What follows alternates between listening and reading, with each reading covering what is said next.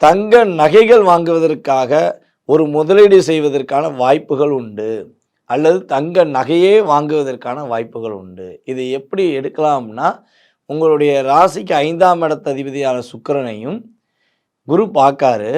அதேபோல் அந்த 5ஆம் இடத்த அதிபதி மற்றும் உங்களுடைய ராசிக்கு 12ஆம் இடத்த அதிபதியான சுக்கிரன் 11ஆம் இடத்துல அமர்ந்திருக்கிறார். ஸோ அப்போ லாபஸ்தானத்தில் சுக்கிரன் அமர்ந்திருக்கிறதுனால உங்கள் லாபத்தை நீங்கள் தங்க நகைக்காக கட்டுவதற்கான வாய்ப்பு உண்டு, அல்லது தங்க நகை வாங்குவதற்கான வாய்ப்பு உண்டு அப்படின்னு உறுதியாக சொல்ல முடியும். அதே போல் தங்க நகை கடை வச்சுருக்கீங்க பார்த்தீங்களா, அவங்களுக்கு தங்க நகையோட ரேட்டு கூடிக்கிட்டே இருக்கிறத பற்றி சந்தோஷப்படுவீங்க. நீங்கள் சந்தோஷப்படுவீங்க, அதில் எந்த மாற்றம் கிடையாது. கஷ்டப்பட போகிறது யாருங்கிறது மக்கள் தான். ஓகேவா? ஸோ தங்க நகையின் விலைவாசி கூடுவதற்கான வாய்ப்பு உண்டு.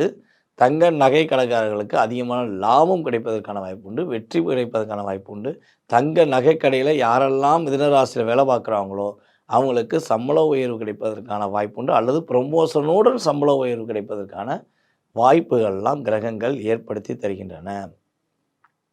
முடிந்தளவு இந்த மாதத்தில் உங்களுடைய இயக்கம், உங்களுடைய செயல்பாடு, உங்களுடைய அத்தனை விதமான முயற்சிகளுமே உங்களுடைய எதிர்கால நன்மைக்காக மட்டும் இருந்தால் வெற்றிகள் உறுதி.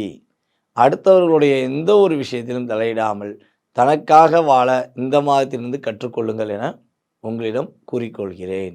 உங்களுக்கான வழிபாடு அப்படின்னு சொல்லி பார்க்கும்போது, நீங்கள் அனுமான் வழிபாடு செய்வது மூலமாக உங்களுடைய அனுதினமான பிரச்சனையிலிருந்து விடுபட்டு வாழ்க்கையில் நீங்கள் வெற்றி பெறுவதற்கான வாய்ப்பாக இருக்கும் என்பது என்னுடைய கருத்து.